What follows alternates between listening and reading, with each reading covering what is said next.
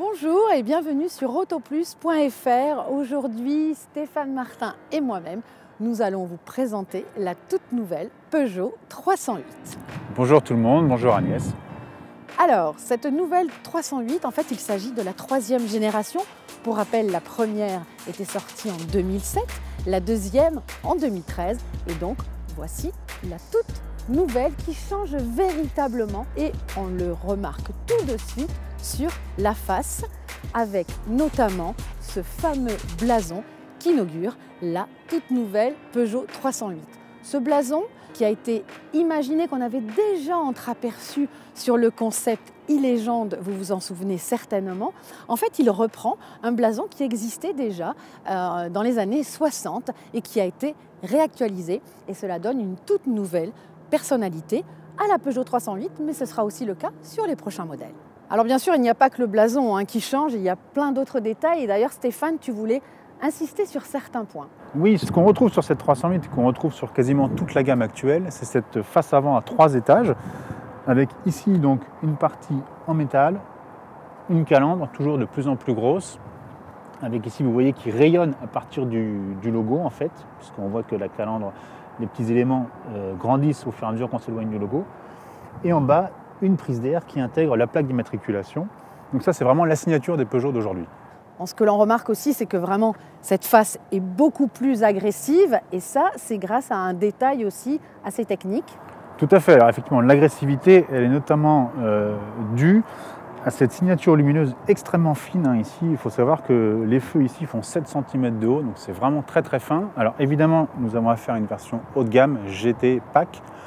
Il faut savoir que sur l'entrée de gamme, on aura des phares un peu plus épais, mais très sincèrement, ça ne sera pas plus épais que ici, puisque la partie carrosserie sera occupée par un bloc optique complet 100% LED dès l'entrée de gamme. Autre petit détail, ce sont les crocs. Tout à fait, évidemment, c'est maintenant, vous le savez, chaque Peugeot, comme une petite lionne, arbore ses crocs en feu de jour, que l'on retrouve ici, bien évidemment, sur cette 308. Alors, il n'y a pas que la face qui a été travaillée, le capot est vraiment différent aussi. Oui, le capot est vraiment totalement sculpté. On voit bien qu'en fait, il y a une partie plane sur le centre et les côtés sont creusés et remontent un peu sur les bords pour habiller les ailes. Mais je pense que tout ça, on va le voir mieux sur le profil.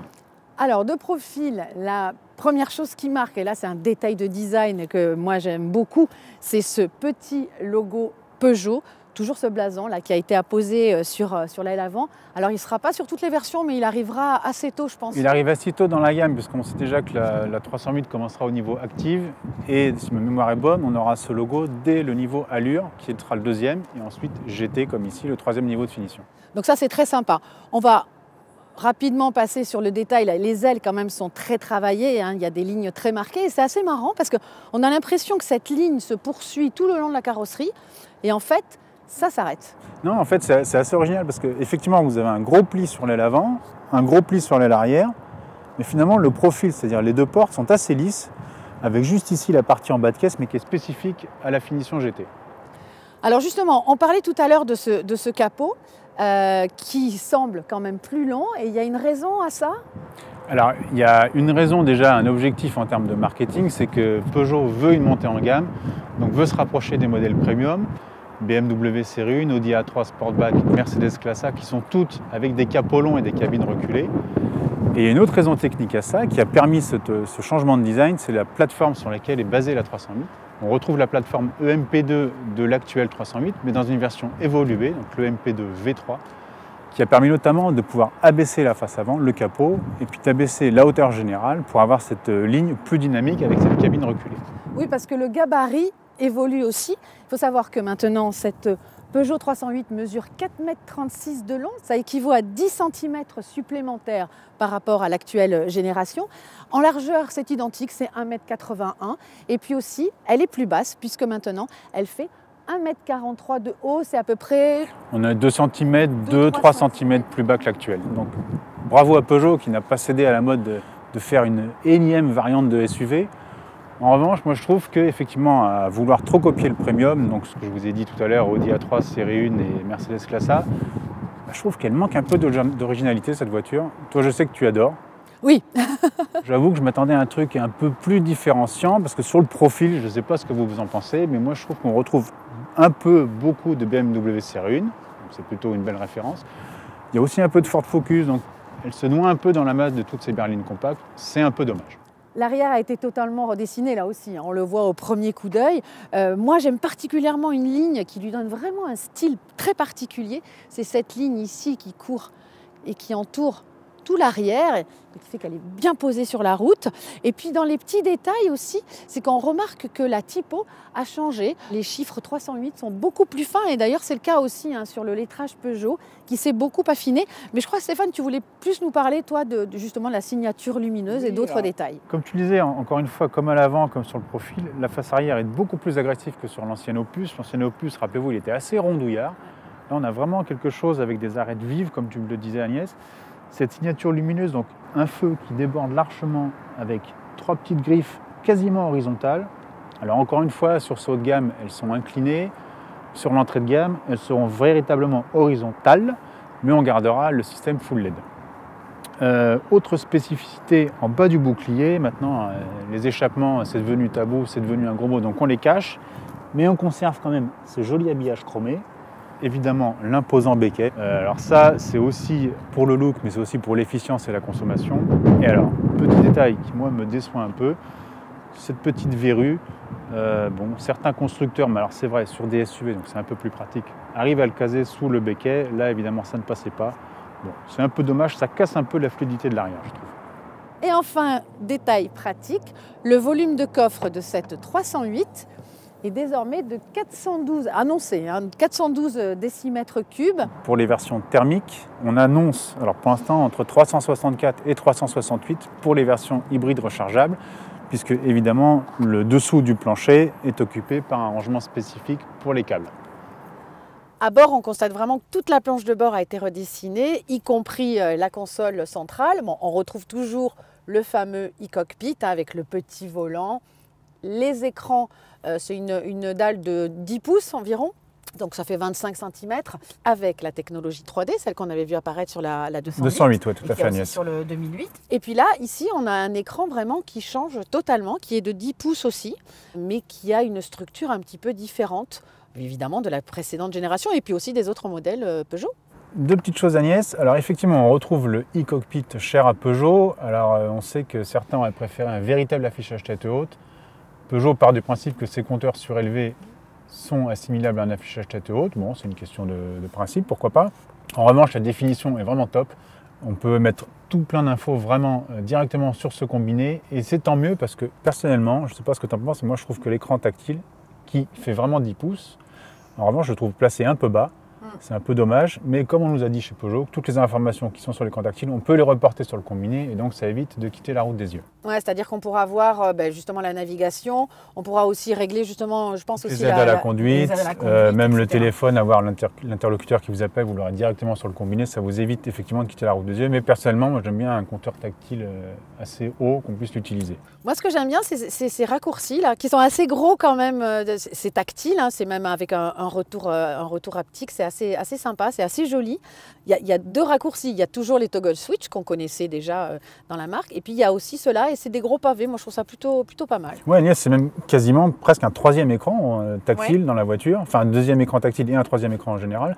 Ça permet d'avoir des raccourcis prédéfinis, on peut les prédéfinir soi-même.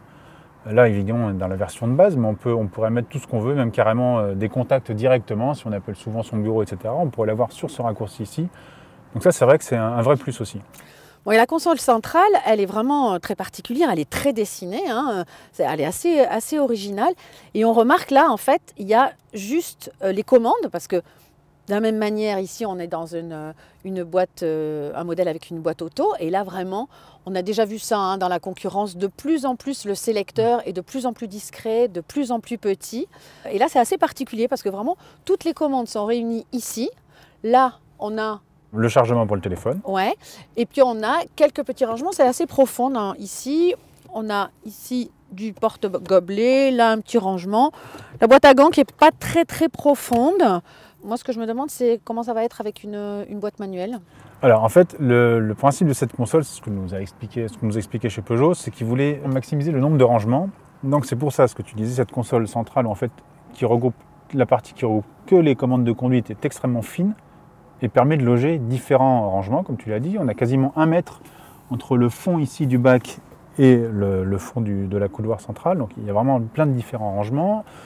Et on s'est renseigné pour les modèles à boîte mécanique. On aura en fait le levier placé ici.